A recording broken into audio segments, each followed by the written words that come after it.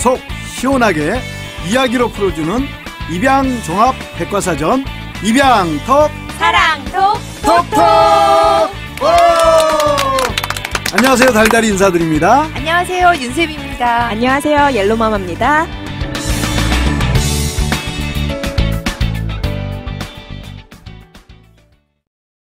입양톡 사랑톡 톡톡. 날씨가 아침 저녁으로 아주 시원합니다. 가을인데요. 우리 입양톡 사랑톡 톡톡 청취자 여러분들 잘 지내고 계시죠? 그동안 입양톡에서는 주로 입양 가족들이 나오셨는데 오늘은 우리나라 입양 정책 발전을 위한 이야기를 나눠보려고 특별한 분을 모셨거든요. 네. 입양 가족은 아니지만 그동안 입양과 관련하여 학문적으로 또 언론을 통해 많은 조언을 해주신 분입니다. 숭실대학교 사회복지대학원장이신 노혜령 교수님을 모셨습니다.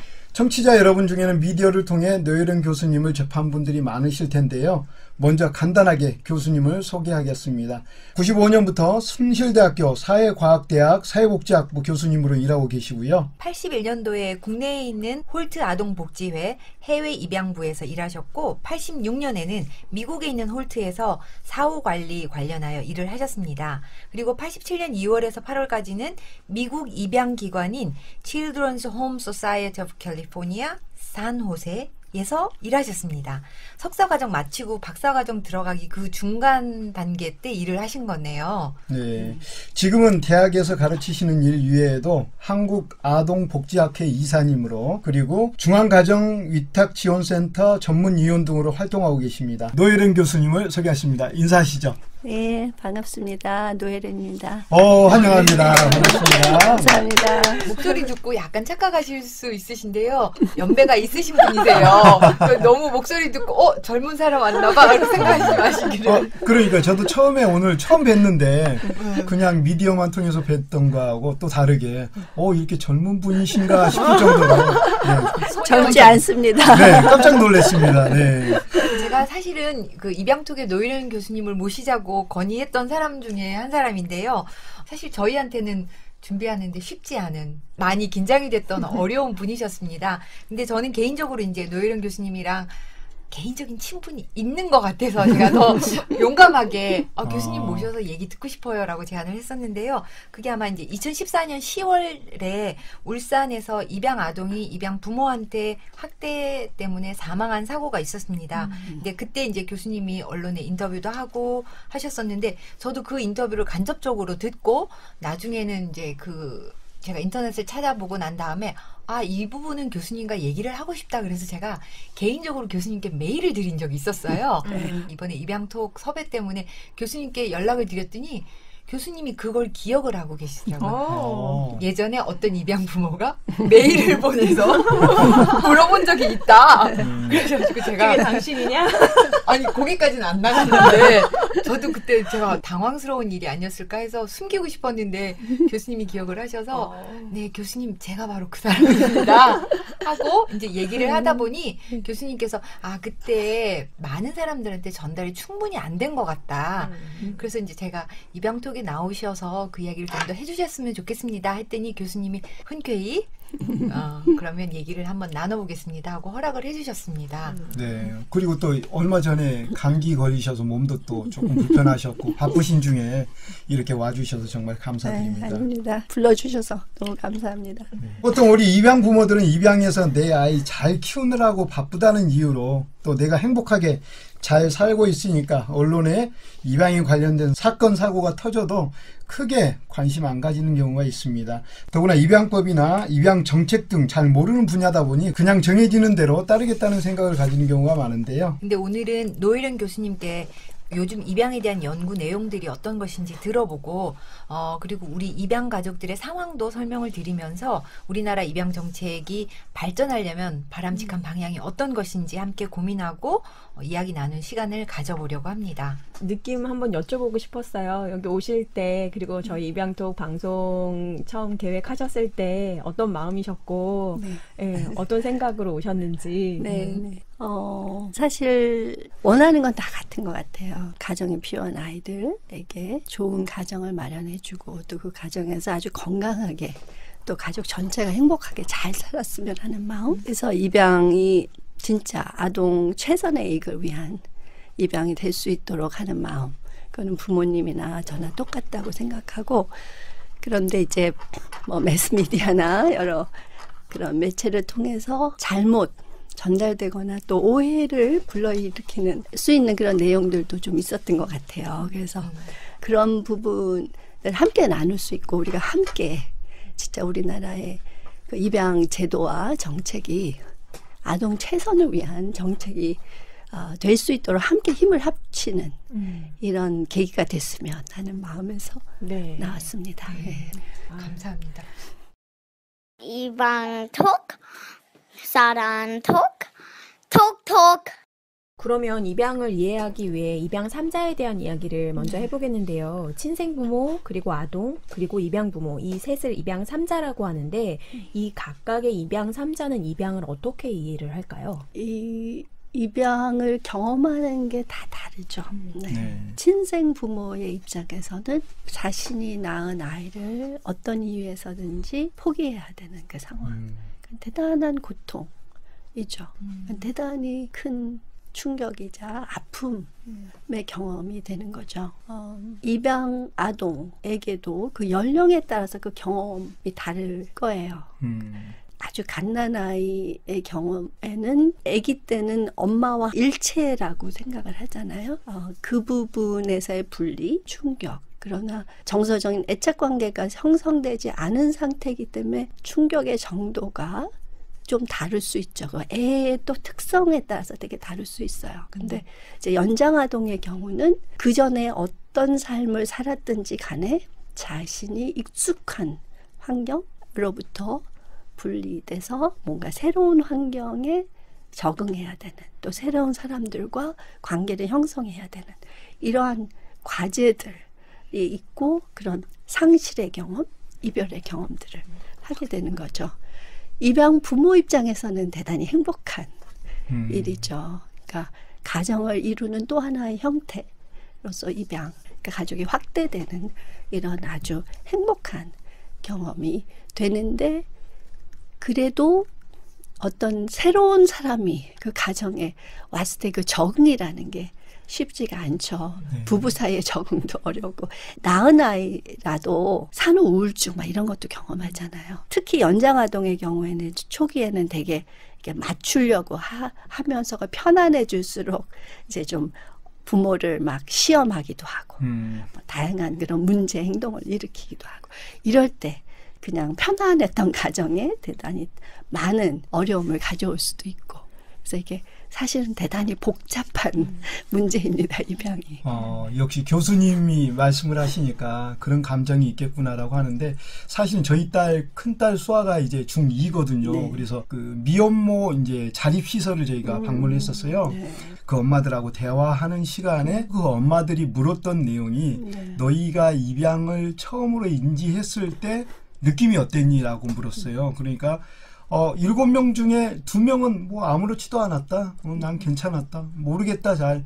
그랬었던 것 같고, 5명 정도는 내가 입양을 인지했을 때 슬펐다. 저는 그때 정말 깜짝 놀랐거든요. 물론 우리 아이가 상실감은 가지고 살 거다라는 생각을 했지만, 그게 왜 슬펐지라고 하면서 그렇구나, 나는 아빠구나, 쟤는 당사자구나라는 생각이 들더라고요. 네. 그래서 그때서부터 제가 우리 입양 부모님들 만날 때마다 그런 이야기를 합니다. 우리 아이들은 물론 우리 엄마 아빠를 만나서 너무 기쁘고 감사하지만 그 마음속에 슬픔도 있습니다. 그거 꼭 기억하세요라고 네. 꼭 말씀드리거든요. 네, 네. 그런 것 같아요. 우리가 꼭 정말 알고 있어야 되는 부분. 네, 네. 네. 그리고 그 따님이 아빠가 있는데도 그런 얘기를 할 수 있었다는 거는 그만큼 아빠를 편안하게 생각하고 그런 얘기까지도 이렇게 공개적으로 할 수 있다는 거죠. 그러니까 네. 그만큼 잘 키우셨다는 거예요. 감사합니다. 너무 편안해서 말도 안 듣고요. 그래도 우리 딸은 중학교 2학년이 항상 제가 얼굴 내밀면 와서 뽀뽀해주고 가면서 항상 생색을 냅니다. 아빠 중2 딸이 뽀뽀해주는 딸이 어디 있는 줄 알아? 그러면서. 없죠. 네. 제일 무서운 게 중2 딸은. 그렇죠. 네. 감사합니다. 네. 한 가지를 생각해보고 싶었던 건 뭐였냐면 입양에 대해서 부정적으로 생각하시는 분들은 아동에게 입양은 슬픔이야, 기쁨이 아니야, 슬픔이야라고 단정 지어버리시는 분들이 계시는데 물론 그 슬픔을 포함하지만 그게 전부는 아니고 예, 그 아동에게 애초에 상실이 있었고 그 부분을 슬퍼할 수 있도록 우리들이 좀 열어주는 자세도 필요하고 인정하는 것도 부모 입장에서는 필요하지만 삼자가 볼 때 그걸 너무 걔는 슬픔이에요 이렇게만 바라보는 시선은 좀 저희 부모 입장에서는 약간 불편한 것도 있더라고요. 당연히 네, 그러시겠죠. 입양아동은 다른 아이들이 겪지 않은 그런 부분을 가지고 있죠. 그거를 인정하지 않을 수 없고 그거를 잘 표현하고 극복할 수 있도록 하면 아이들이 더 깊이 있는 좀 더 많은 걸 느끼고 많은 사람들을 배려하고 포용할 수 있는 그런 아이들로 성장할 수 있는 것 같아요. 네. 근데 이제 입양이란 것이 뭐냐, 뭐 입양을 정의하는 것들도 누가 하느냐에 따라서 사실 네, 그 정의가 그렇죠. 조금씩 달라지는 것 같은데요. 사전에서 보면 입양은 혈연이 아닌 개인이 부모 자녀 관계를 형성하는 것 이렇게 정의가 나오는데, 근데 입양 부모는 뭐 가족이 생기는 것, 자녀 가족의 확장, 자녀가 생기는 것 이렇게 정의를 하고요. 근데 사회복지 전문가들은 입양은 친생 가족으로부터 이탈되어 보호가 필요한 아동에 대한 아동 복지 서비스다 이렇게 정의를 하시고요. 교수님이 지난 5월에 발표한 글에 보면 입양은 영구 대리 양육 서비스라고 이렇게 정의를 하셨는데요. 그 단어를 조금 한번 설명을 해주세요. 그 단어 때문에 좀 상처를 받으신 분들도 계셨다고 제가 맞아요. 들어서 예. 네. 이제 아동 복지 서비스에 있어서 어떤 이유에서든지 친생 가족이 아이를 보호할 수 없는 그런 상황이 됐을 때 그 아이를 대신해서 보호해주는 서비스를 대리 보호 양육 서비스라고 합니다. 근데 크게 일시 보호 서비스, 영구 보호 서비스 이렇게 크게 나눠요. 위탁가정, 그룹홈, 시설은 일시적으로 나라가 이 아이들을 보호하는 그런 책임을 갖고 이제 대신 좀 키워주세요 하고 하는 서비스고, 그렇기 때문에 국가에서 돈을 받고 또 뭐 다양한 지원을 받으면서 아이들을 키우게 됩니다. 그리고 실제로 일시여야 되는 거죠. 결국은 목표는 가족으로 다시 돌려보내는 게 목표인데 우리나라에서는 사실 또 그렇게 되지 못하는 그런 안타까운 현실들을 많이 보게 되는데요. 근데 영구 대리 보호 서비스라는 것은 영구적으로 친생 부모가 키울 수 없는 상황이므로 이 아이들을 키우는 이런 서비스, 그러니까 서비스로 이렇게 분류하지만 이제 입양 부모님 내 아이 키우는데 무슨 서비스 주는 거냐? 그게 아니죠. 물론 내 아이를 키우는 거죠. 한 세대에서만 끝나는 것도 네. 아니고 영원히 그 가족이 되는 거죠. 분류를 하다 보니 이 대리라는 용어가 계속 살아남긴 하는데 그렇죠. 영구 보호, 네. 아이를 영구 보호하는 그렇죠. 것이 입양이다. 그렇죠. 이렇게. 그렇죠. 그런데 어쨌든 우리 입양 부모님들은 잘 접하지 않던 그렇죠. 단어인데 그렇게 불려지는 거 보니까 아 이게 내가 갑자기 뭔 서비스 직원이야 그렇게 생각할 수가 있는. 그러실 수 있었을 것 같아요. 저도 그때 그 말씀을 듣고 부모님들 입장에서는 그렇게 생각하실 수도 있겠구나. 그러면 교수님이 이 분야의 선구자시니까 그거를 조금 우리가 들어도 이해가 되고 좀 납득할 만한 학술 용어를 좀 바꾸실 수 있는 방법을 좀 앞으로 찾아주시면 좋을 것 같은데. 그거는 이제 분류 체계고요. 일반적인 상황에서는 그걸 쓸 일이 없죠. 예. 그냥 학술적으로 크게 이렇게 나누는 거지. 그냥 살아가면서 이런 용어를 쓸 필요가 없는 거죠. 그렇죠. 네. 그리고 교수님이 입양에 대한 글을 쓰시고 연구하시는 것은 80년대 한국 홀트와 미국 홀트 해외 입양부에서 일하셨던 경험과 무관하지 않으신 것 같습니다. 그 당시 우리나라 해외로 입양을 무척 많이 보냈었던 때였던 것 같습니다. 참고로 2016년 국내 9개 입양 아동수를 모두 합하면 한 880명 정도 되는 것 같습니다. 입양톡 청취자들 중에 이런 해외 입양 역사를 잘 모르는 분들이 많으실 것 같아요. 우리 교수님께서 또 이 역사를 좀 간단하게 좀 설명을 해 주실 수 있을까요?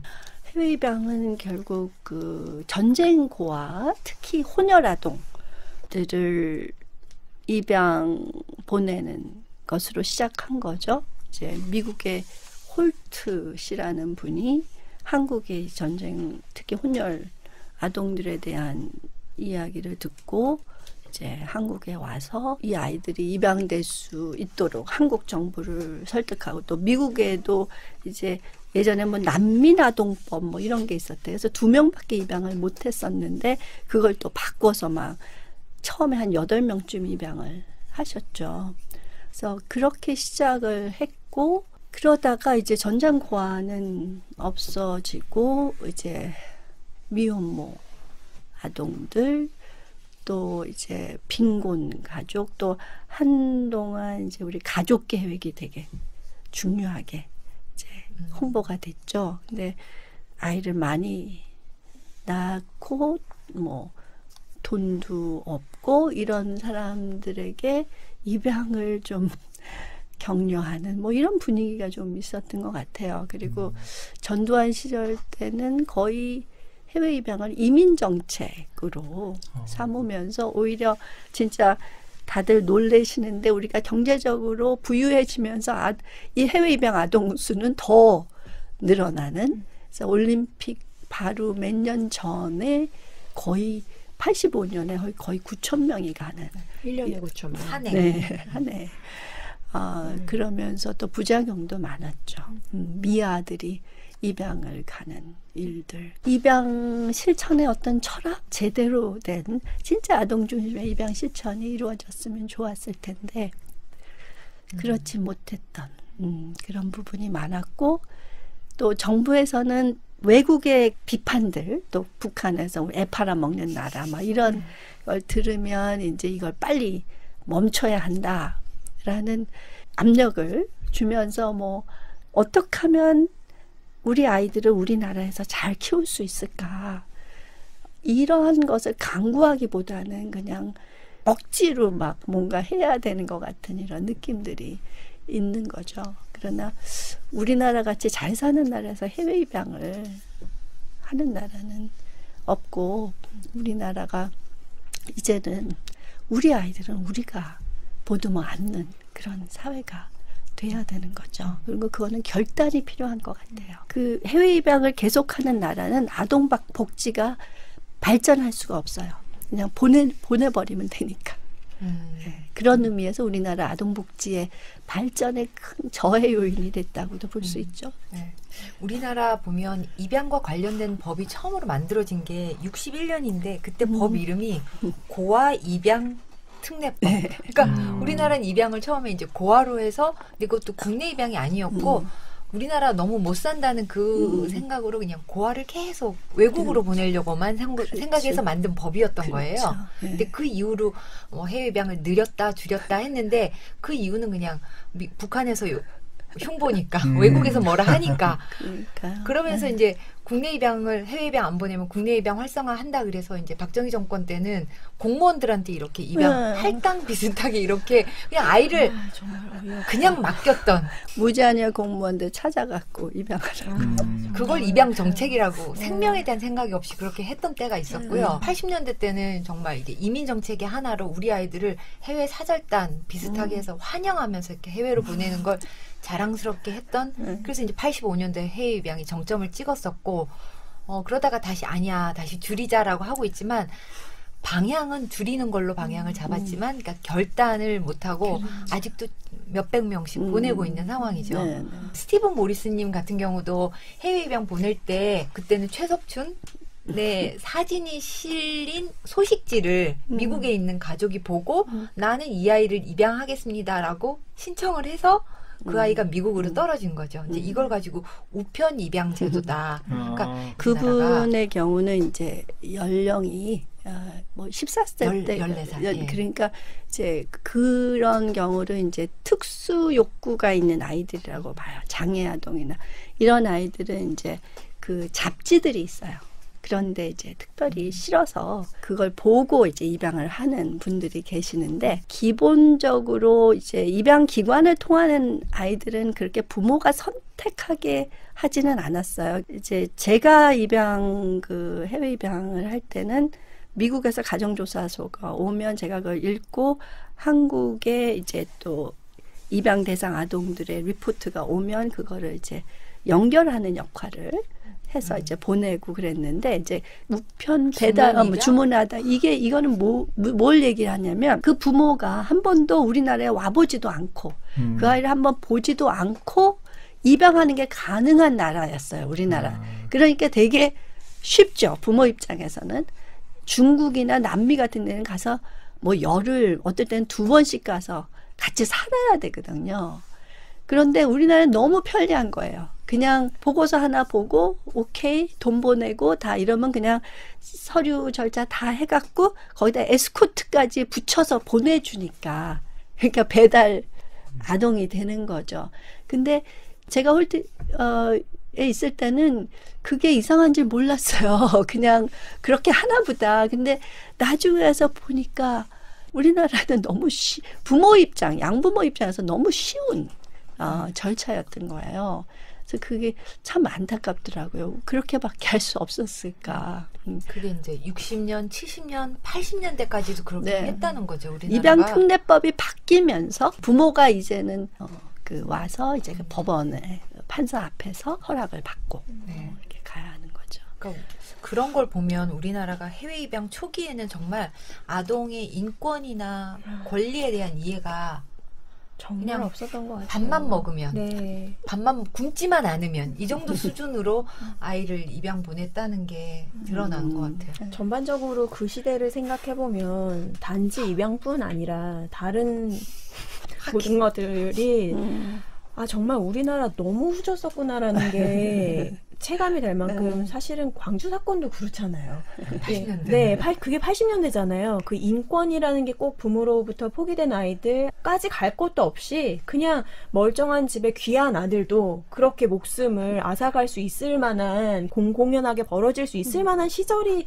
그때였고 그 당시에 또 그게 뉴스에 막 나왔던 게 기억이 나요. 저도 주변에 어른들이 우리나라에서 살면 뭐해 선진국 가서 더 잘 사는 게 낫지 이런 게 되게 일반적인 사고였던 것 같아요. 거의 유학 보내는 걸로 생각을 했죠. 네. 그때 당시에 그 뭐 어느 특정 누구 하나가 아니라 그냥 보편적인 인식이었던 것 같은 그런 느낌? 그렇죠. 그러니까 저희 학생들도 이제 외국에 입양인들이 와서 영어도 잘하고 그러면 나도 입양 보내주지 뭐. 이런 생각을 이제 그분들이 그런 질문을 제가 만약에 당신의 누나다 형이다 동생이다라고 밝혀줬다면 어떨 것 같은가. 그러니까 내 얘기가 아닐 때는 이게 부러운 거예요. 근데 막상 그랬을 때 이게 무슨 의미지? 이건 대단히 복잡한 함의가 있는 그런 일이죠. 그러니까 저 같은 경우도 90년대 후반에 이제 외국에 살았는데 네덜란드 살 때 해외 입양인을 만나면 그 당시에 부러워했거든요.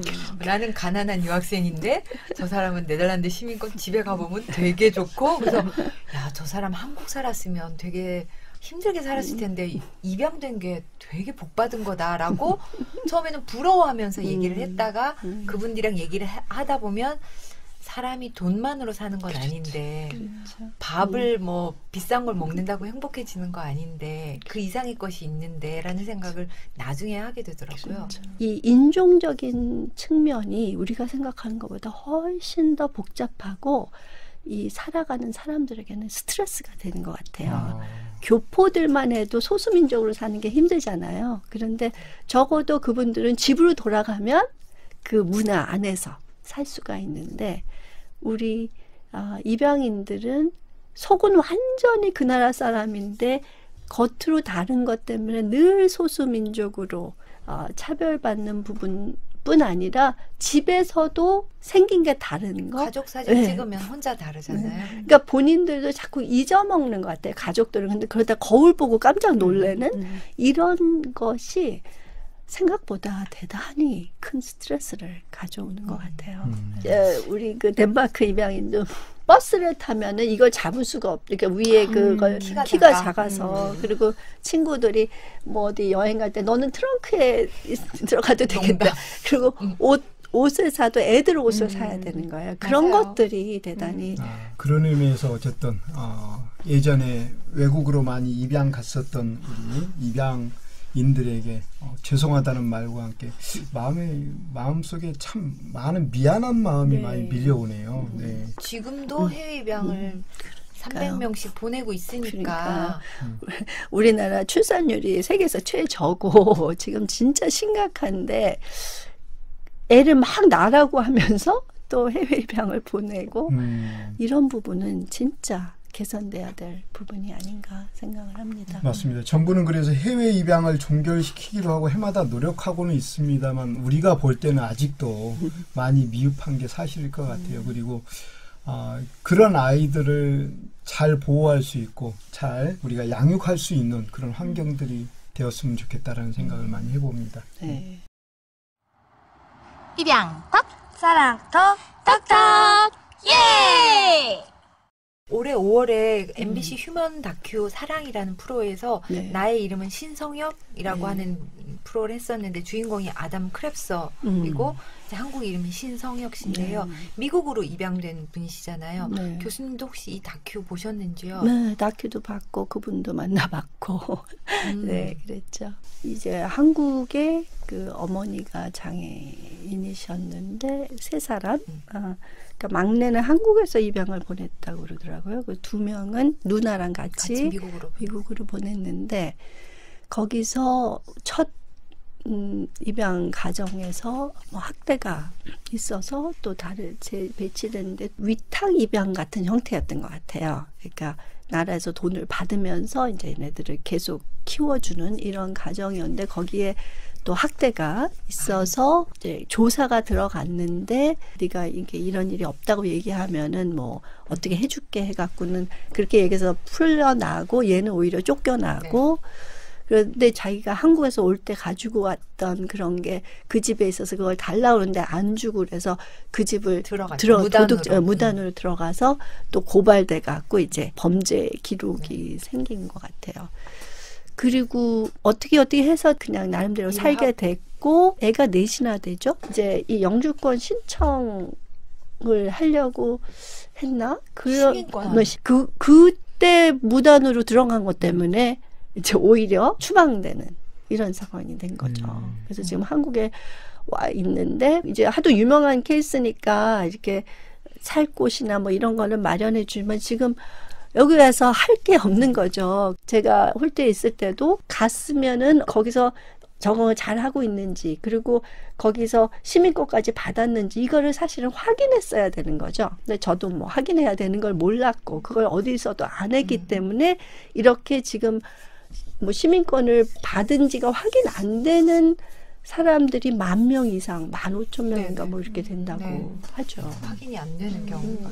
제가 그걸 요번에 안 그래도 좀 궁금해서 알아보니까 비자 스테이터스가 좀 다르더라고요. 그러니까 IR4, IR3가 있는데 이제 그 당시에는 IR4였고 IR4 비자인 경우에는 샌딩 컨트리가 아니고 아이가 이제 가게 되는 그 나라에서 시민권을 책임질도록 법령이 되어 있는 거예요. 그러니까 그 당시 입양기관에서 일하시는 분들이 뭐 인식의 문제도 있었을 수 있겠지만 자기네들이 해야 하는 업무 리스트라고 보면 그 업무 리스트 자체에 이 아이의 시민권을 챙겨야 한다라는 항목 자체가 없었고 그리고 그 아이가 가면 영주권을 받는데 그 영주권과 시민권의 이 차이에 대해서 80년대 그 시절에 이 아이의 시민권까지 챙겨야 돼라는 인식이 갈 수 있는 수준의 그런 게 아예 없었어요. 네. 없었어요. 네. 네. 저도 뭐 그런 얘기를 뭐 그거 해야 된다고 그걸 제 업무라고 누구도 얘기해 준 사람이 없었고 그걸 하는 게 얼마나 중요한지를 얘기해 준 사람이 없었죠. 네. 그러니까 그리고 그때 당시에 제가 들어보니까 입양 보낸 나라에서 이 아이의 사후 관리에 대해서 신경을 쓰면 보장되는 기간이 6개월이라고 했고 그 6개월 동안에도 그 입양 보낸 국가의 에이전시나 뭐 그런 관리 기관에 따라서 관리 리포트를 보내주는 데도 있고 안 보내주는 데도 있고 하는데 그거를 반드시 샌딩 컨트리에 보내야 된다라는 조항이 또 없기 때문에 그런 걸 했어야 되는 거죠. 그렇죠. 지금까지 필리핀 같은 경우는 아예 얘가 진짜 거기 완전히 적응하고 그게 확실하게 시민권을 받을 때까지 여기서 계속 추적을 하고 그게 안 될 때는 아예 데리고 온대요. 그 정도로 우리가 철저하게 했어야 되는데 그런 거에 대해서 누구도 정부에서도 입양기관에서도 필요성이나 뭐 그걸 몰랐죠. 몰랐고 그렇다고 이제 그 책임이 없는 건 아니죠. 그럼요, 네. 그럼요. 저 자신도 해외 입양기에서 일을 했지만 저도 책임이 네, 있는 네, 거죠. 네. 도의적인 예, 책임을 예, 느끼는 예. 거죠. 전 가끔 어떤 느낌이냐면 너무 쉽게 입양기관 종사자가 아닌 분들이 국가기관에서도 마찬가지로 이 모든 탓을 기관으로 돌리는 건 약간 비겁하다는 생각이 좀 드는 거예요. 그렇죠. 예, 그때 당시에 그게 다 사실은 국가 책임이잖아요. 법을 입양기관이라고 입양기관 마음껏 우리나라 법을 막 주물러서 할 수 있는 게 아니고 국가라는 법 체계 안에서 움직였고 그들도 그들의 인식이 머무르는 선에서는 어떻게 제일 좋게 말해보면 최선일 수 있었어요. 근데 우리나라의 수준이 그만큼이었고 사회 인식이 그만큼이었고 했는데 이제 와서 우리나라의 수준과 인식이 이만큼 올라갔을 때 그때에 그렇게 실천할 수밖에 없었던 그 모든 행태를 기관 너네가 했잖아. 너네 진짜 나빠. 이렇게 블레임하는 자세는 사실은 조금 비겁하지 않나. 우리 모두의 책임이었고 우리 모두가 다 그렇게 생각하지 않았나? 그때 그럼 당신은 그렇게 알려줬었나? 라고 저는 약간은 묻고 싶은 그런 생각이 좀 들더라고요. 그건 분명히 그런 부분이 있죠. 근데 이제 사실은 정부 공무원들은 계속 바뀌잖아요. 그러니까 모르니까 입양기관에다 물어보는 거예요. 근데 이제 입양기관은 사실 자료 같은 걸 찾아보면 이제 입양 실천은 어떻게 이루어져야 되고 또 입양 아동 이익을 최선으로 보장하는 방법이 무엇인지에 관한 거는 사실 유엔 지침에도 나와 있고 다 나와 있거든요. 그러니까 사회복지 기관으로서의 어떤 철학 이런 부분이 좀 부족했다는 점 이런 분들이 안타까운 거죠. 그리고 결국 공무원들은 그분들이 전문가라고 생각하고 그분들한테 물어보는 거예요. 요즘엔 또 기관말 되게 안 듣지 않나요? 근데 그러니까 기관에서 이런 노하우를 전달해도 정보나 전달 안 되는 듯한. 그래서 지금은 서로 이제 그런 문제가 있는데 노력이 필요한 거예요. 그러니까 입양기관에서 조금 더 아동 중심으로 이렇게 그런 인식들을 좀 더 빨리 했으면 그런 옹호 역할도 했어야 하는 거죠, 사실은. 조금 더 앞서 나가면서 정책을 네. 고민하고 방향을 그렇죠. 제시하고 했어야 그렇죠. 되는데 조금 안주한 느낌이 있다. 예. 그런 면이 좀 안타까운 거고 그걸 종사자를 탓하기는 힘들어요. 이렇게 영주권을 가지고 사는 게 거의 문제가 없다고 하더라고요. 그렇죠. 근데 마약, 절도 같은 이런 특수 범죄로 처벌을 받으면 영주 자격이 박탈되면서 미국에서 추방이 되는 거예요. 네, 그렇죠. 그러니까 아담 크랩서가 자기의 물건을 받으려고 근데 양부모가 안 주는 바람에 집에 무단으로 들어가서 이게 아주 큰 죄가 돼서 추방이 된 거거든요. 법이 이제는 해외 입양되는 애들은 무조건 이제 시민권을 받을 수 있게 법이 바뀌었어요, 미국에도. 근데 소급 적용을 안 하는 거예요. 그래서 네네. 지금 그 소급 적용을 할 수 있도록 또 이제 계속 노력을 해야 되는 거죠. 그러니까 99년에 입양할 시민권법이 만들어지면서 네네. 그 시민권을 자동으로 받도록 했는데 아담 크랩스는 그때 나이가 많아가지고 적용을 못 받은 그렇죠. 경우예요. 이미 예전에 왔기 그러니까 때문에. 그 너무 이전에 오래전에 입양된 그 방금 말씀하신 대로 소급 적용이 될 수 있도록 이제 또 그렇죠. 노력을 해야 그렇죠. 되는 그렇죠. 그런 부분을 우리 국가에서 또 많이 그렇죠. 좀 지원을 해야죠. 해서 나름대로 하시고 계신다고 그러는데 네. 일단 좀 더 노력을 했으면 좋겠어요. 그 2014년도에 50년대부터 미국으로 입양 보낸 아동을 대상으로 전수조사를 했다고 합니다. 네네. 그래서 그때까지 미국으로 입양 보낸 아동의 숫자는 11만 명 정도이고 그때 전체 해외 입양 인수는 16만 6천 명 정도였습니다. 그중에 11만 명 정도가 미국으로 갔고 이 중에 조사 당시 위치 추적이 안 되는 숫자가 1만 6천 명 정도였다고 합니다. 10,000명에서 16,000. 네, 10,000명에서 16,000명 정도인데 이때도 언론에 어떻게 보도가 되곤 했었냐면 1만 6천 명 정도가 시민권을 못 받았다. 이렇게 보도가 되는데 사실 그거는 정확하지는 않고 조사가 안 된 입양인의 수가 그렇죠. 1만 6천 명 정도에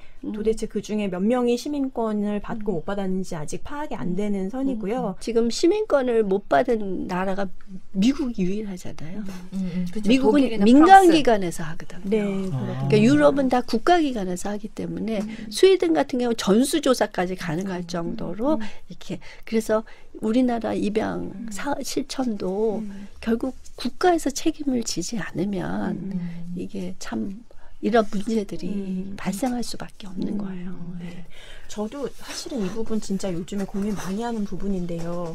국가에서 책임지는 게 맞는 것 같아요. 여러모로 맞는데 저희들이 현재 가지고 있는 고민과 우려사항은 뭐냐면 아까 말씀하셨듯이 순환보직으로 순환 그렇죠. 배치되고 입양에 대한 이해가 전반적으로 너무나도 부족하고 그리고 그동안 쌓아온 노하우도 없고 그래서 저는 이런 국가 중심의 체계로 가는 거는 방향은 맞지만 그 과정에서 입양기관이 가지고 있는 노하우를 흡수하는 과정에 는 정말 필요하다고 생각이 되거든요. 그러니까 저희들이 여태까지 느껴본 바 국가의 상대를 했을 때 입양기관의 상대를 했을 때 아니면 사회복지기관이나 아니면 관련 전문가들을 상대를 했을 때 가장 입양 부모나 입양 아동에 대해서 이해가 깊다고 느껴지는 건 입양기관이에요.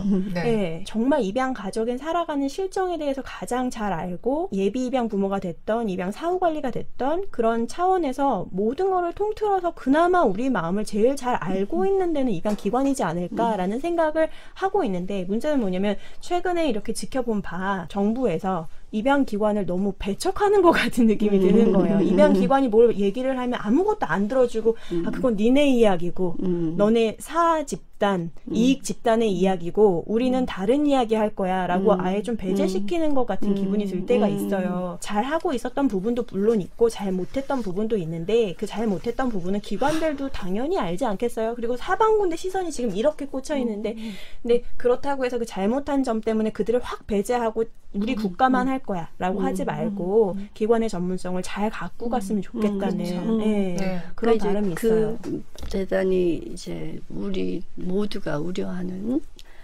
부분이고 왜냐하면 입양이라는 건 아까도 말씀드렸지만 아동복지 분야에서도 가장 어렵고 아이에게 가장 큰 영향을 미칠 수 있는 사업이기 때문에 진짜 전문성이 중요해요. 헤이그 협약에서도 이게 공적기관이 맡아야 된다. 이게 돈하고 연결돼서는 절대로 안 된다. 이런 부분은 분명한 것 같아요. 근데 우려하시는 부분, 저희도 이제 공무원들이 일을 할 때 과연 그 전문성을 담보할 수 있을까? 이제 그 부분에서의 어떤 문제 해결을 위해서는 이제 전문성 있는 공무원이 배치될 수 있도록 하는 이런 제도가 함께 가야 되고 물론 입양기관도 그 노하우를 활용할 수 있게 하는 또 다른 대안들이 함께 가야 되는 거죠. 네. 근데 국가가 책임져야 된다는 부분에서는 분명한 것 같아요. 우리는 해외 입양에 대해서 두 가지 상반된 견해를 가지고 있는 것 같아요. 성공한 해외 입양인들은 한국을 빛낸 위인처럼 막 내가 뭘 도와준 적도 없는데 되게 기뻐하고 외국에서 정착하지 못해 추방되어서 돌아오는 해외 입양인에 대해서는 약간 무시하는 경향이 있는 것 같습니다. 그래서 현재 중앙입양원이나 해외 입양을 진행했던 입양기관들이 한국으로 돌아오는 해외 입양인들을 돕고는 있지만 한계가 있다고 하네요. 그래서 일단 그들이 한국어와 문화에 서툴다 보니 한국에서 직업을 구하기도 쉽지 않고 또 삶이 여전히 어렵다고 합니다. 그래서 바라기는 앞으로 해외 입양인들에게 공식적으로 좀 사과도 좀 하고 그리고 그들 중에 한국에 돌아와 살고 싶어 하는 이들이 있다면 적극적으로 지원을 좀 해줘야 되지 않을까 하는 생각이 들고요. 예전 대통령 중에 한 분이 뭐 공식적으로 사과한 적은 있다라고 그러지 그렇죠. 않았었나요? 네, 김대중 대통령께서 사과하셨죠. 이제는 그만 보내야 되지 않을까. 그래서 우리 아이는 우리나라에서 우리가 보듬어 안는 그런 사회가 됐으면 좋겠어요. 해외로 입양이 돼서 혹시 한 명이라도 불행해지는 그런 현실을 보면 빨리 대책을 세워서 잘 해야 되겠구나라는 생각을 하게 됩니다. 네네. 이병톡 사랑톡 톡톡. 네, 우리가 이제 여러 가지 이야기를 하다 보니까 해외로 입양 보내는 것은 궁극적으로 다 그만 보내야 된다라고 생각하는 거가 모두 동의하는 것 같은데요. 그런데 우리나라는 여전히 입양 대상 아동의 숫자가 입양을 원하는 부모의 숫자보다 또 입양되는 아동 숫자보다 많습니다. 그럼 그 중간에 남겨진 아동들을 과연 어떻게 해야 될까? 해외로 입양 보내지 않고 이 아이들을 어떻게 보호해야 될까라는 그런 생각이 드는데요. 사실은 우리나라 아동복지 제도가 친생가족과 친척들이 아이들을 키울 수 있게 지원하는 제도로 바뀌어야 돼요.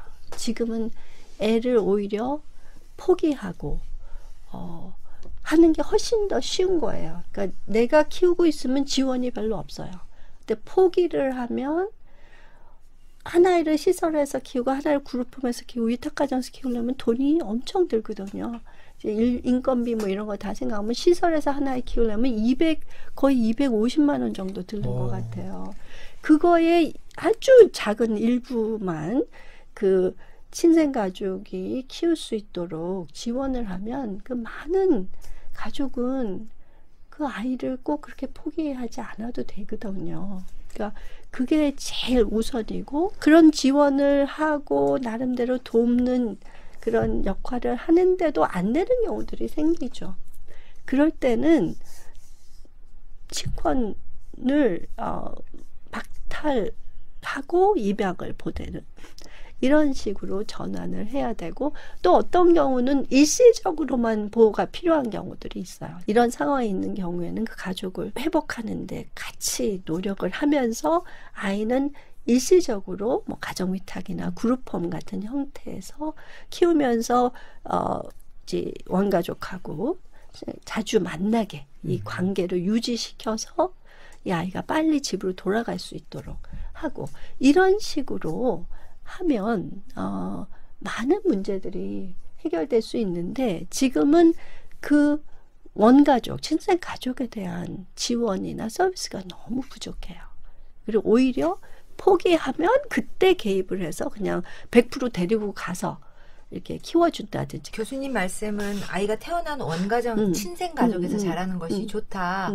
그래서 가능하면 그 친생가족을 지원해서 그 가족에서 아이가 자라도록 지원을 해야 된다고 하셨는데 우리나라는 그 지원이 거의 없고 친생가족에서 문제가 생겼을 때라도 국가에서 개입 못하고 안 하고 있다가 시설에 오면 그때는 막 돈을 막 들여서 키우려고 하는데 이거 사실 접근이 굉장히 어려운 것이요. 친생가족을 지원해서 거기서 아이가 자라도록 한다는 사실은 동의하고 그것이 원칙적으로 맞는 이야기인데 제가 이제 중앙가족위탁센터 거기에 여쭤봤더니 우리나라 그러니까 거기는 일시적으로 보호했다가 원가정으로 되돌려 보내는 게 설립 목적이고 그 방향으로 하고 있는데 원가정 복귀율이 17% 정도밖에 안 된다는 거예요. 그게 안타까운데 사실 목표는 그거라고 하지만 그렇게 되려면 그 가족하고 일을 해야 되거든요.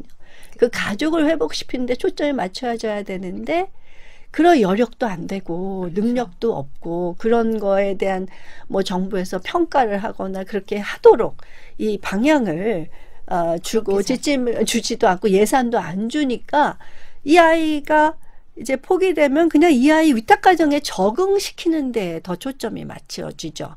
그리고 아동 학대를 하신 분들은 사실 애를 포기 안 하고 키우는 분들이에요. 빈곤한 가족들하고 일해보면 왜 키우냐고 그래요. 갖다 맡기지. 주변에서. 예.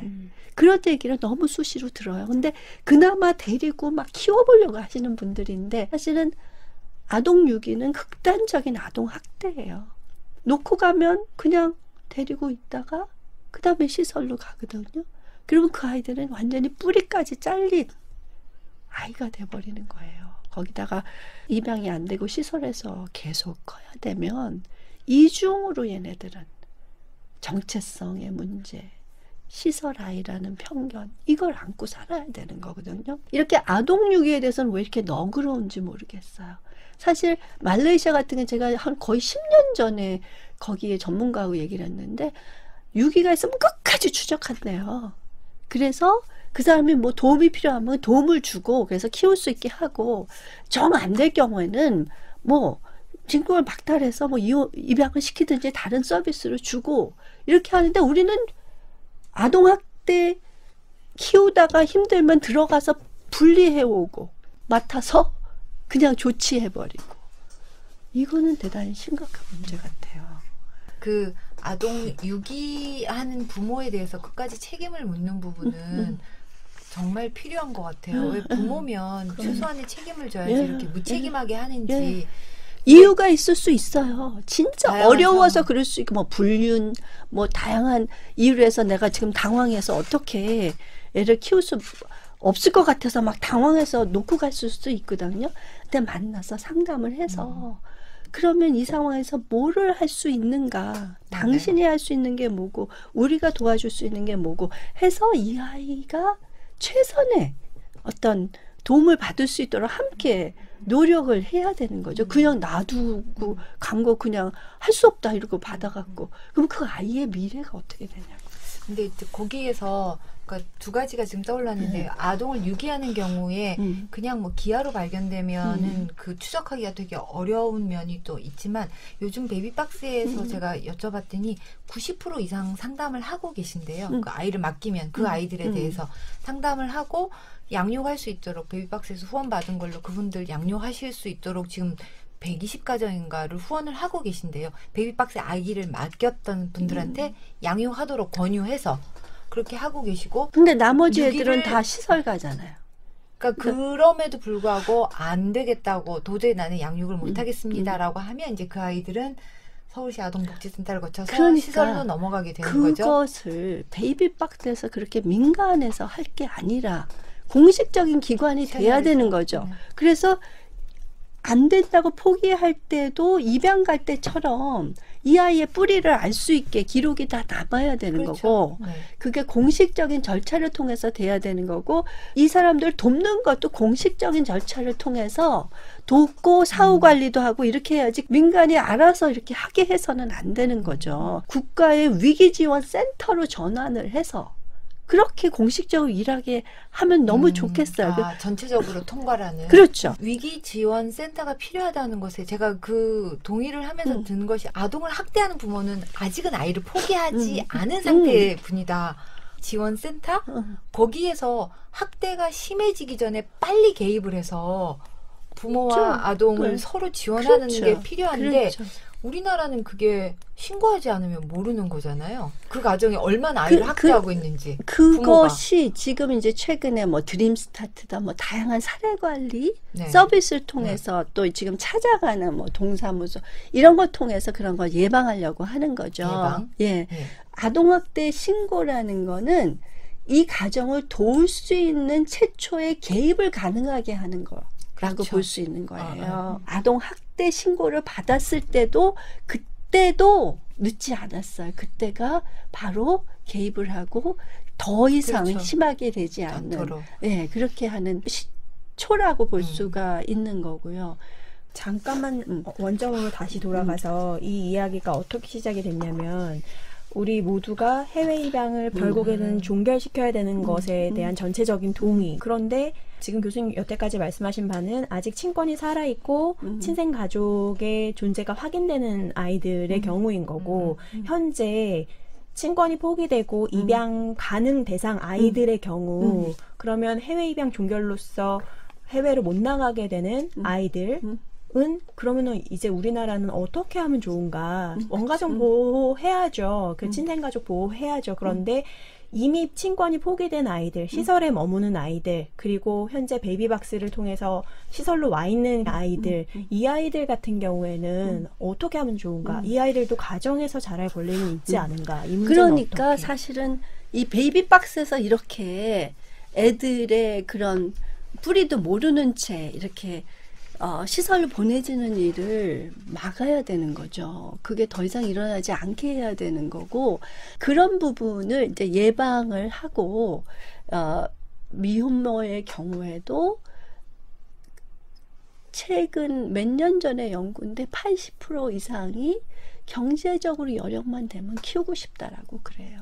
더 지원을 하고 국내 입양 많이 되면 참 좋겠는데 그저 무조건 활성화하는 것보다는 하나의 한 가정을 잘 준비하고 진짜 아동의 최선의 이익을 도모할 수 있는 그런 입양 실천을 더 많이 해야 된다고 생각을 합니다. 제가 왜 이 이야기를 다시 돌아가게 됐냐면 얼마 전에 저희 둘째 입양을 했잖아요. 근데 둘째 입양한 아이는 보육원 아이였어가지고 네. 보육원을 계속 왔다 갔다 거렸어야 됐는데 그 보육원은 빌라처럼 생겨가지고 그 층마다 집이 2개씩 있고 그 집마다 방이 3개씩 있는 보육원이었어요. 네. 근데 저희 아이가 있는 집은 0살부터 3살까지 아이들이 있는 방이었어요. 그래서 거기에는 지금 현재 총 8명의 아이가 있는데 너무 마음이 아파서 한 번 관계자한테 여쭤봤더니 그 방 안에 있는 아이들은 다 친권이 없다고 그러더라고요. 입양 가능 아동. 네, 입양 가능한 아동인 거예요. 네, 저는 그것 때문에 정말 보육원을 가고 싶지가 않았거든요. 왜냐하면 서울시에서 이 아동으로 정해졌습니다 해서 네, 알겠습니다. 보육원 가서 만날게요 해서 만난 게 지금 저희 둘째 딸인데, 어쩌다가 만난 애가 게이일 뿐이지 다른 애들 똑같은 거예요. 그 방 안에 있는 어떤 아이가 제 아이가 될지 모르는 상황인 거죠. 다 내 딸이 될 수도 있었고 다 내 아들이 될 수도 있었던 아이들인 거예요. 그런데 제가 그 보육원의 아이들 살고 있는 상황을 보니까 너무 가슴 아프잖아요. 진짜 만 3세가 넘도록 외출 한 번을 못해요. 아파서 병원에 갈 때 차 타고 나가는 거 빼고는 외출 일정이 아예 없어요. 아예 없어서 저희 딸도 입양을 해서 지금 집에 데리고 왔는데, 처음에 유모차를 타고 나가는데요. 애가 어떻게 하고 있는 줄 알아요? 유모차 한기통이 이렇게 잡고 있어요. 세상에 차가 앞으로 막 휙휙 지나가고 사람이 이렇게 많은 거, 이거 무섭고 힘든 거예요. 그래서 애가 정말 잔뜩 얼어가지고 이러고 있고, 처음으로 마트를 데리고 간 날 걔가 정말 질펀하게 설사를 했어요. 이 세상, 이 현란하고 이 복잡한 세상을 그냥 처음 본 거예요. 근데 이게 너무 당연한 거잖아요. 저희 딸 지금 11개월이거든요. 11개월 아이가 세상을 보고 유모차를 막 붙들어야 될 만큼 공포심을 느끼고, 마트를 보고 설사를 할 만큼 걔는 그냥 단절된 아이였던 거예요. 근데 보육원 아이들 다 똑같잖아요. 걔네들 다 입양 갈 수 있는 아이인데 아무도 신경을 안 쓰고 있어요. 지금 현재 아무도 신경을 안 쓰고 있고, 심지어 제가 정부에 입양 관련한 어떤 종사자분을 만나서 인터뷰를 한번 한 적이 있어요. 거기서 그 관계자분이 뭐였냐면, 앞으로 헤이그 협약에 의거하여 우리나라도 입양은 성별 못 고르고 장애 여부 못 고르고 나이 못 고르고 그냥 매칭되는 대로 만나게 할 겁니다. 입양 부모로서 어떻게 생각합니까? 이렇게 얘기했는데, 제가 그러면 누가 입양을 하고 어떻게, 그 아이들은 어떻게 입양을 가나요? 했더니 그분이 막 이렇게 실소를 내시면서 하시는 말씀이 뭐냐면, 전문가들을 모셔다가 소견을 들여본 바 입양은 종결시켜야 할 것이지 장려해야 할 것이 아니다. 그래서 홍보해야 될 대상이 아니다. 이런 말씀들을 쭉 하시면서, 당신들이 아이 고르고 뭐 하고 성별 고르고 뭐 하니까 그런 거 다 못하게 법을 바꿀 거다라고 그냥 선포식의 인터뷰를 하셨어요. 그래서 제가 너무 황당해서 거기서 뭐라 그랬냐면, 다 맞는 말씀이라고. 아동 권익을 위해서 장애아도 입양돼야 되고 큰아이도 입양되어야 되고, 남자애 입양 안 되는 거 안타깝고 입양돼야 되죠. 그런데 입양 부모에 대해서 그런 잣대를 내놓으실 거면 첫 번째로 친생가족 보호 좀 제대로 좀 해주세요. 도대체 사회에 친권 없이 나와 있는 이 아이들이 없어지도록 만들어주세요. 그래서 친생가족 보호 좀 제대로 해놓고, 두 번째로 그렇게 나와 있는 아이들이 있으면 이 아이들 데이터 관리라도 좀 제대로 되게 해주세요. 도대체 어느 기관에 입양 가능 대상이 몇 명인지 파악도 안 되는 이 상황에, 어느 기관엔 입양 가능 아이들이 넘쳐나서 방이 모자란다고 그러고 어디는 몇 명인지도 모른다고 그러고, 이렇게 데이터 관리도 안 돼 있고, 막상 찾아가서 보면 입양 가능한 아이들이 내 눈에는 훤히 보이는데 없다고 기관에선 기다리라고 그러고, 뭐 이런 상황들이 발생되고 있는 상황. 그럼 아동 관리라도 좀 제대로 해주시고, 그 다음에 입양 대기 부모 숫자보다 아동의 숫자가 줄어들면 그때 당연히 그렇게 해야죠. 맞죠. 그런데 지금 입양 가능 대상 아동이 저기 저렇게 버젓이 있고, 쟤네들이 시설에서 가정도 못 찾고 저러고 있는데, 저처럼 생판 엄마 노릇을 첫 번째로 해보는 사람한테 장애아 매칭시켜줄 테니까 입양하세요, 큰아이 매칭시켜줄 테니까 입양하세요 하면 겁나서 제가 어떻게 입양을 하나요?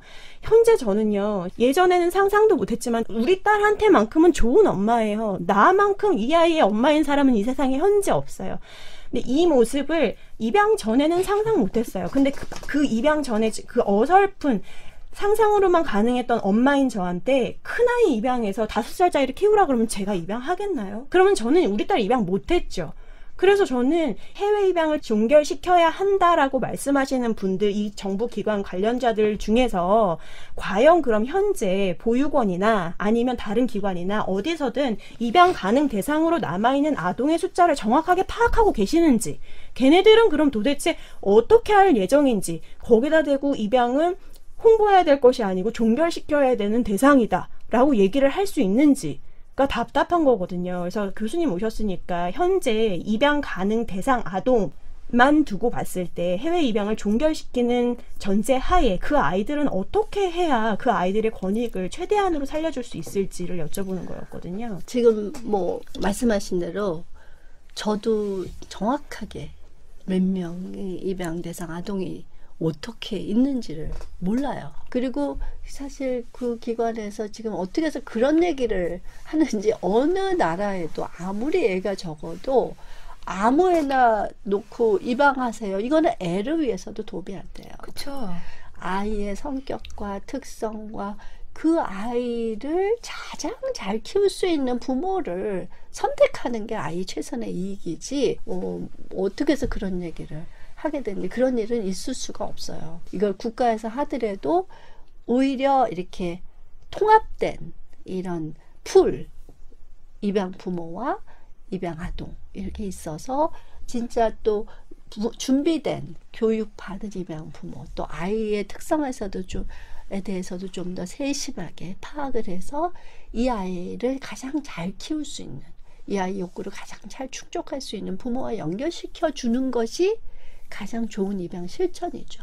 그렇게 돼야 되고, 그런데 입양 아까 그 보육원 얘기를 했는데, 사실은 특히 어린 아이들은 이제는 시설은 아이들을 키우는 바른 형태가 아니에요. 그렇게 하는 건 너무 가슴 아픈 일이고, 네. 이거는 모든 연구 결과들이 그래요. 가정과 같은 환경, 그래서 가정 위탁에서 대부분 입양이 안 되는 경우에는 위탁 가정에서 키우죠, 어린아이들은.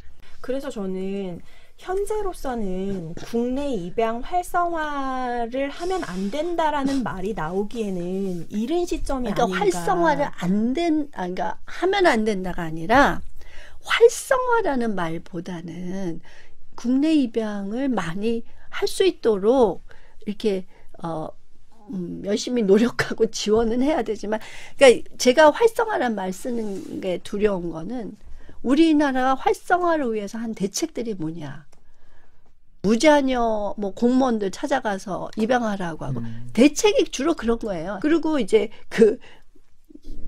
입양 양육비 지원해주고 뭐 해주고 이런 거를 활성화 대책으로 하는 거거든요. 그러니까 그런 식의 인위적인 접근으로 활성화하는 사업이 아니다라는 거죠. 이거는 너무 중요하고, 한 가정을 이루게 하는 거를 그런 무슨 인센티브나 이런 걸로 활성화시켜서는 안 된다. 국내 입양 대단히 중요하지만, 진짜 원하시는 분들이 또 입양이라는 게 무엇인지 잘 알고, 진짜 내가 가족을 확대하고 싶은 마음으로 들어가야지. 제가 최근에 종단 연구, 입양 그 가족들 종단 연구를 보면서 이게 우리나라 입양 현실이구나라고 생각했던 거는, 입양 동기가 대부분 선한 일을 하기 위해서. 근데 사실은 입양 그 연구들이나 외국 그런 자료들 보면, 입양을 좋은 일을 위해서 하는 게 아니라 내 아이를 키우고 싶어서, 가족을 확대하고 싶은 마음에서 해야 된다라는 그 부분이 분명하거든요. 왜냐하면 아이들이 부모에게 감사한 마음을 가져야 되는 이 자체를 생각하는 것 자체가 좀, 입양하면 주변에서도 너 엄마한테 감사해야 돼, 이런 프레셔가 많은데, 그 부분이 입양 가족이 겪는 편견 중에 하나거든요. 그렇죠. 입양 가족은 그렇죠. 왜 우리 아이한테 그런 말 하지 마십시오라고 그러니까요. 느끼니까, 그거는 그러니까 모르는, 입양을 이해 못하는 일반인들이 하는 그런데 생각이고요. 50%를 넘는 게 선한 의지, 아동복지 차원, 이게 들어가 있더라고요. 근데 여기 이 자료에 의하면 이거는 제가 본 육아정책연구소에서 낸 그 동기를 보면, 우리나라가 80%, 그러니까 전체 입양 가족이 80%가 난임 가정이 입양을 한다고 그렇죠. 들어있는데, 그래서 그런지 50%가 난임 불임이어서. 근데 또 두 번째 이유는 자녀를 갖고 싶어서. 이거 난임도 그렇죠. 자녀를 갖고 싶은 사실은 거잖아요. 이게 이제 보통인데, 제가 지금 생각해 보니까 이제 그 종단 연구 계속해서 하는 거에 참여하실 이제 그런 분들이니까 그럴 수도 있었을 것 같으네요. 제가 이거 조사하면서 우리나라의 입양 대기 아동이 해마다 어떻게 변해왔으며 입양을 신청하는 부모의 숫자는 어떻게 되느냐를 물어봤는데, 이게 나라 전체적인 통계가 없더라고요. 다 그게 기관별로 분류돼 있어서. 근데 느끼기로 제가 입양을 하고 나서, 예전에는 보육기관에서도 입양을 보내기도 그렇죠, 했었잖아요. 그렇죠. 그런 분들한테 듣는 이야기가, 입양 좀 많이 해주세요. 우리 기관에 지금 애들이 너무 많은데 얘네 입양 가야 돼요. 주변에 입양할 부모 좀 소개해주세요. 라는 얘기를 굉장히 많이 들었거든요. 물론 제가 한국 입양 홍보에서 활동을 해서 그런지 모르지만 어느 지역에 지금 애들이 뭐 누가 있대. 아니면 특히 이제 연장한데 지금 3형제인데 엄마가 이러이러한 사정이어가지고 애를 입양 보내려고 해. 3형제 입양할 집 없어? 이런 이야기들. 그러니까 저희는 계속 느끼는데 입양할 부모는 없고 입양이 필요한 아이는 너무 많은 것 같고 근데 사람들은 어떻게 이거를 인식을 바꿔서 입양이 되도록 할까?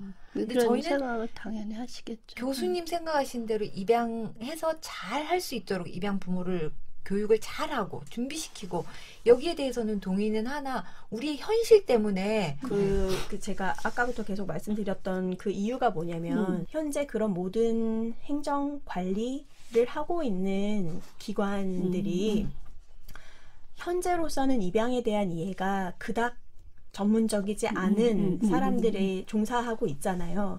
그렇다 보니 교수님께서 아니면 다른 어떤 전문가께서 어떻게 말씀하시느냐에 따라서 입양에 대한 그분들의 이해가 굉장히 많이 달라질 수 있는 그렇죠, 것 같아요. 그렇죠. 그래서 제가 이번 인터뷰에서 느낀 게 뭐였냐면 그 정관용의 시사자키를 얼마 전에 사전조사 차원에서 다시 한번 들었는데 그때 교수님이 뭐라고 말씀하셨던 것 중에 제가 이 말씀은 조금 달리 말씀해 주셨으면 좋았을 거리라고 했던 것 중에 하나가 국내 입양 활성화는 이건 굉장히 위험한 생각입니다 라고 말씀을 하셨어요. 근데 그 방송이나 아니면 정부 기관이나 이런 데서 교수님께서 어떠한 방향으로 어떠한 톤으로 이야기를 하시냐에 따라서 어떻게 보면 그들의 생각이 확확 바뀔 수 있는 거거든요.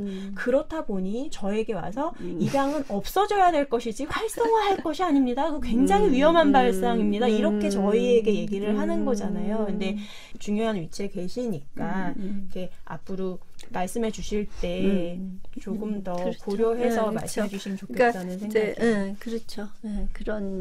그런 게 있을 수 있겠네요. 그러니까 그 충분히 설명할 수 있는 무조건 숫자를 늘리는 이런 활성화는 저는 아니라고 생각하는 거죠. 근데 그것이 약간 이제 어감이 다를 수 있는데 무조건 숫자를 늘리는 것이 아니라 어떤 입장이 있냐면 지금 시설에서 자라고 있는 아이가 있습니다. 그 아이들을 빨리 가정으로 배치해 주십시오. 입양이든 위탁이든.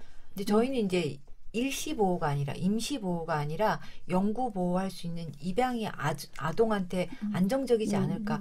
친생부모가 너무 무책임하게 행동을 하니까 그렇다면 우리나라 친권 박탈 거의 일어나지 않는다고 알고 있는데 그 부분도 정비를 해서 그렇죠. 정말 너 끝까지 책임져야 된다라고 하고 근데 정말 안 되겠으면 지원을 하고 정말 안 되겠으면 당신이 입양 동의해줘야 된다. 그렇죠. 그러니까 그 결정을 해줘야만 아이가 영구 가족을 만날 수 있다. 그렇죠. 해서 입양 쪽으로 그러니까 시설에 있는 것이 아니라 가정에서 자랄 수 있도록 그 부분이 이루어졌으면 하는 거죠. 그렇죠. 제가 그래서 아까 말씀드렸는 게 이게 웃기는 거예요. 동의해줘라. 입양 보내게 해줘라. 이런 상황이 되면 안 되거든요. 그러니까 이 아이들이 일단 분리돼서 시설이나 그룹홈이나 위탁가정 들어가는 그 자체를 힘들게 해야 되는 거죠. 아무나 그냥 나 힘들어요. 그러면 우리가 맡아서 키워줄게. 이런 상황이 되면 안 되는 거죠. 그리고 맡아서 키워주면서 모든 권한은 친생 부모가 가지고 이래라 저래라 하면은 또 다 따라야 되고 무슨 뭐 통장 하나 개설할래도 뭐 허락을 받아야 되고 이런 식으로 하는 건 너무 이상한 거예요. 그러니까 나라에서 어떤 아이를 대신 키워주면서도 모든 권한은 친생 부모가 가지고 있는. 그래서 분리 과정에 가정법원이나 이렇게 법적으로 진짜 이 아이가 분리되어야만 하는 아이인가 이 부분에서부터 시작을 해야 되는 거죠. 그래서 진짜 분리될 아이만 하고 이 가정을 회복하려고 노력하고 이 아이를 키울 수 있게 했는데도 안 될 경우는 이거 안 되겠다. 박탈하고 영구보호를 해야 되는 거예요. 이렇게 어정쩡하게 키워주면서도 아무것도 못하는 이런 상황은 우리나라밖에 없어요. 이런 아동복지 제도는 다른 데서 찾아볼 수가 없어요. 그러니까 어떻게 보면 이제 우리 입양 부모들이 보는 그 관점, 시점을 우리는 어디로 보느냐. 그러니까 처음에 지금 교수님은 이제 말씀하실 때 처음 그 그런 어떤 요구 신생. 가정이 발생을 했을 때부터 이제 이야기를 하시는 거고 우리 입양 가족들이 입양 활성화나 모든 아이들이 빨리 가정에 가서 그 이야기를 하는 거는 그렇죠. 이미 이제 포기가 되어진 아이들이 발생했을 때서부터 거기서부터 그럼 어떻게 할 것인가를 이제 자꾸 이야기하다 보니까 예, 그렇죠. 그리고 서로 다른 이야기를 하는 것처럼 들리지만 그렇죠. 사실은 이제 저희 우리 모든 입양 부모님들도 미혼 부모들이나 그런 위기 가정들은 보호 받아야 된다, 지원이 더 돼야 된다라고 이야기를 하는데 그게 이제 약간 서로 좀 이야기하면서 여태까지 오해가 될 수 있는 부분들도 있었고 충분히 설명하지 못한 부분들 그 짧은 시간 안에 이야기를 하다 보니까 서로 그렇게 되는 부분들이 있었던 것 그리고 같아요. 이제 부모님들은 시설 가서 그 아이들 보니까 얘들 어떻게 이런 마음 당연히 생기죠. 제가 이번에 되게 독특한 경험을 했는데요. 아이는 가정에서 자라야 된다라는 말을 저보다 주변에서 더 체험한 경우인 것 같아요. 그래서 저희 아이가 이제 입양 허가가 나고 고군분투해서 싸워서 저희 집으로 이제 데리고 와서 그 2주 유예 기간 동안 키우고 있는 동안에 그래도 아이가 잘 지내고 있는지 4, 5일에 한 번씩은 가서 아이를 보여줘야만 했거든요. 어디로요? 보육원으로. 또 뭐야? 어마무시했습니다. 네, 저. 그것도 이상하다. 사무실에 보여주는 것도 아니고 굳이 그 방에 들어가서 2시간은 놀아야 된대요. 누구랑? 그 보육사 선생님들과 아이들이랑 그렇게 보육원에서 10개월을 지내던 아이가 저희 집에 와서 4일이 있다가 다시 보육원에 갔어요. 그 방 안에 보육사 선생님들이 한 3분 정도 계셨고 그 왔다 갔다 거리면서 보신 많은 분들이 정말 거짓말 안 하고 깜짝 놀라시는 거야. 너 왜 이렇게 예뻐졌니? 야, 엄마의 사랑 다르구나. 이 얘기를 하시더라고요. 저는 몰랐어요. 얘가 뭐가 어떻게 달라졌는지 몰랐고 고작 4일이잖아요. 그 고작 4일을 지내고 왔더니 얼굴이 반짝반짝거려요. 이 얘기를 하는 거예요. 거기 보육원 선생님 되게 좋았거든요. 그러니까 원장의 사상이 어땠고 철학이 어땠던지 간에 아이를 봐주시는 보육원 선생님 되게 좋았어요. 그래서 그렇게 사랑하시면서 키워주셨음에도 불구하고 시설이라는 특성 때문에 엄마의 손길이 이렇게 다르구나라는 걸 느꼈거든요. 그래서 정말 모든 아이들은 가정에서 자랐으면 좋겠습니다.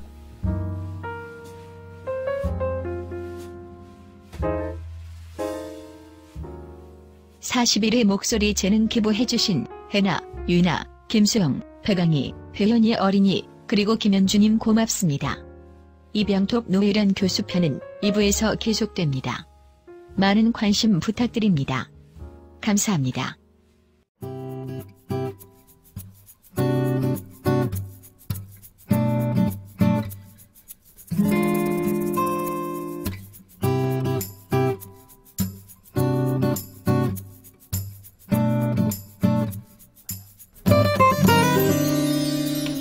무언가 대단한 걸 이루기보다 어떠한 결과물을 내기보다 잘 견뎌내는 것, 잘 버텨내는 것 그것도 중요하죠.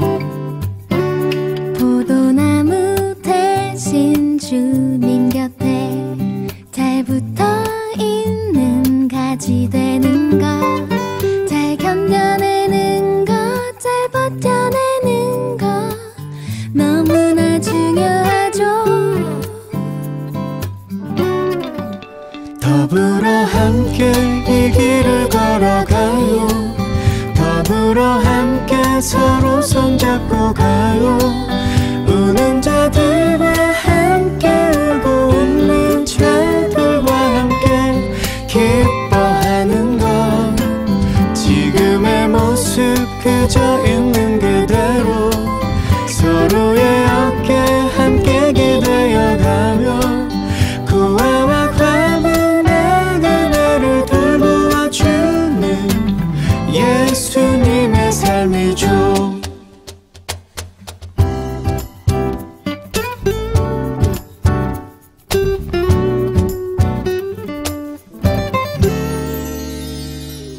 포도나무 대신 주님 곁에 잘 붙어있는 가지 되는 것 잘 견뎌내는 것 잘 버텨내는 것 너무나 중요하죠.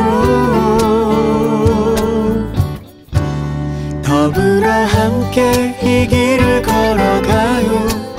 더불어 함께 서로 손잡고 가요. 우는 자들과 함께 울고 웃는 자들과 함께 기뻐하는 것.